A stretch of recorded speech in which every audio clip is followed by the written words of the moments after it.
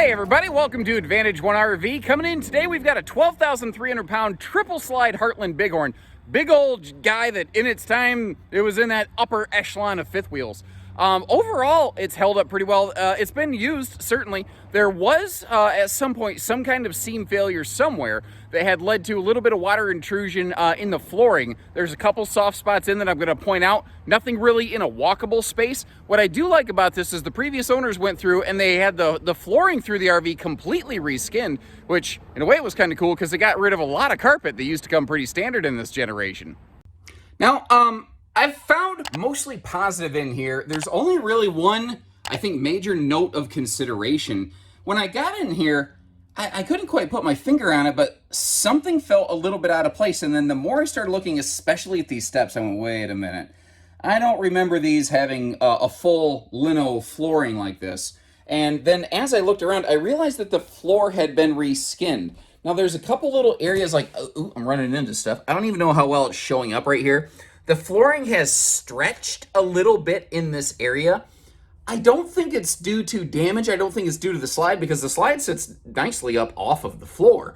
I think it's actually just from foot traffic, people pivoting around the refrigerator here, because originally this flooring would have been basically like glued down. But since it's been peeled up and replaced, it doesn't have that, adhesive holding it in place like it necessarily used to.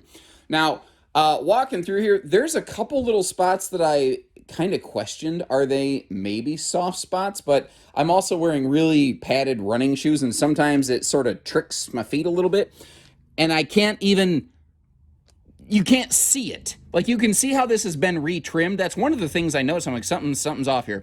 But that corner right there is soft. I don't know what caused it. I don't know why. It appears to be nothing current. I don't see any current issues as a result of that. And actually, overall, what I feel from this, my overall impression is very positive. I see where this was used and enjoyed, but I had that slip. I got a feeling, though, somebody took care of it. And again, the fact that they went through here and they had the flooring very nicely, I would presume, professionally redone. And all trimmed out and tacked out like this, like, they love this RV. They put some TLC into it. You could tell that they were really enjoying it. Now, it's a little bit of old meets new. This was kind of made in a bit of a transitional phase of the RV industry as more of the today's floor plans were starting to filter into the market, like giving us all the windows over here on the door side. When this was made is when a lot of rear living couples models still very commonly had rear recliners, and case in point, there you go. This would have been some form of like sleeper sofa, probably like an airbed at some point. That is a residential theater seat. That is superior versus RV grade without question. Now, I meant to have a little bit more of a neat reveal lined up for you over here, but I forgot to close these cabinets. So hey, let's make chicken soup out of chicken poop, huh? You can see all the storage around it, and next to that fireplace, neat little, could be, might be. It sounds like here. Might be, could be, it is.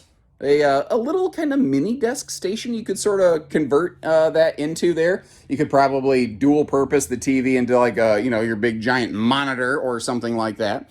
And even though it is a triple slide, even though you do technically just have one big open room, what I really like about this is with that giant, just redonkulous, oversized peninsula right there. And I really like the hardwood front on that. That's a nice touch. That's not just, particle board right there.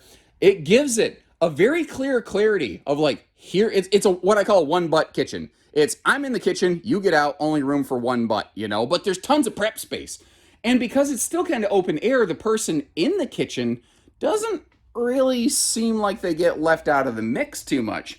Cracking that open, handy little coat closet by the door. There's actually a couple drawers built into those steps that I haven't showcased there. But that upper deck has like one big, giant super slide.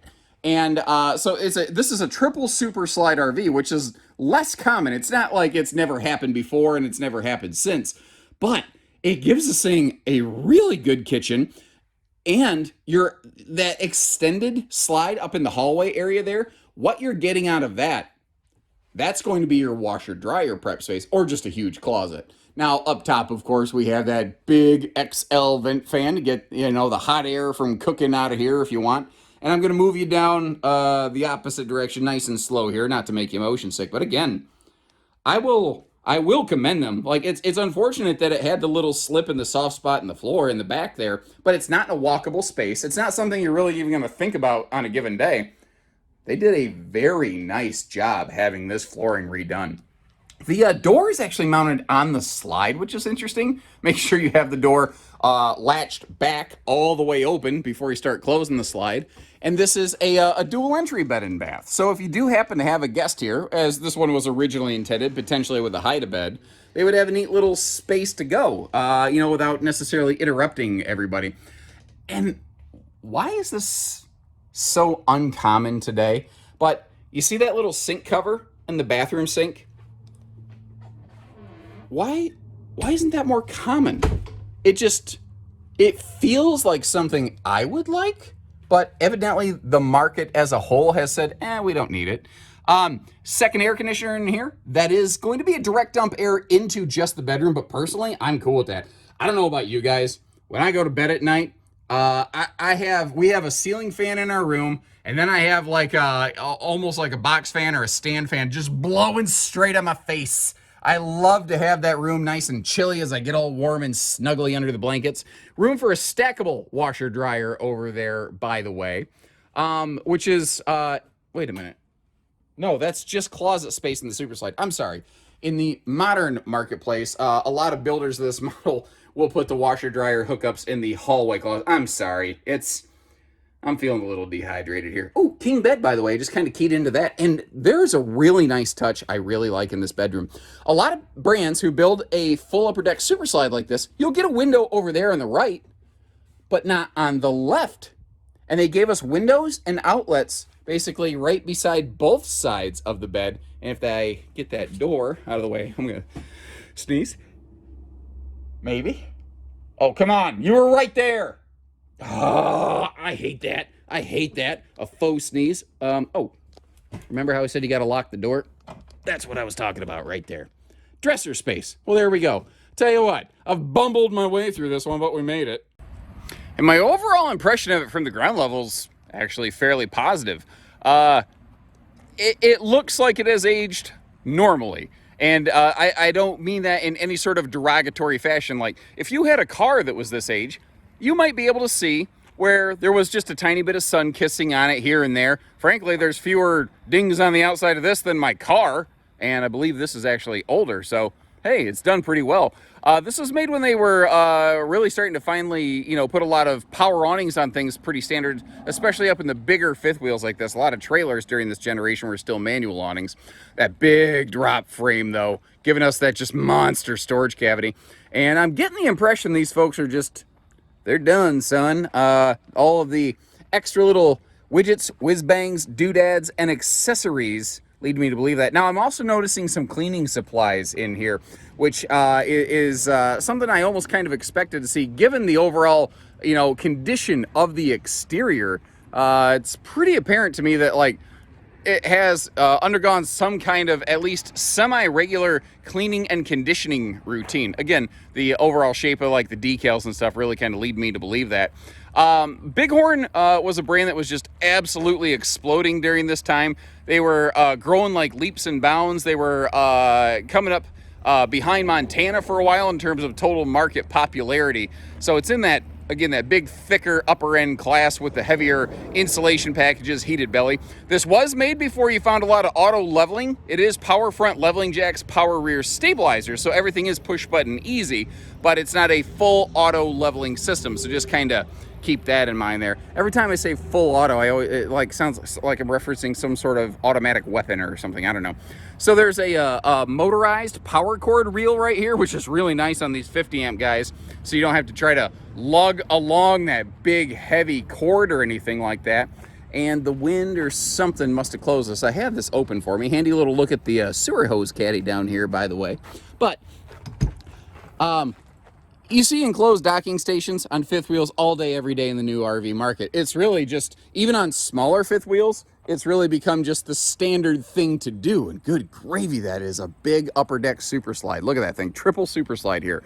But if we're going to give credit where credit is due, things like standardization of enclosing the docking centers, that's stuff that Heartland was doing far more prolifically than anybody else for a long, long time.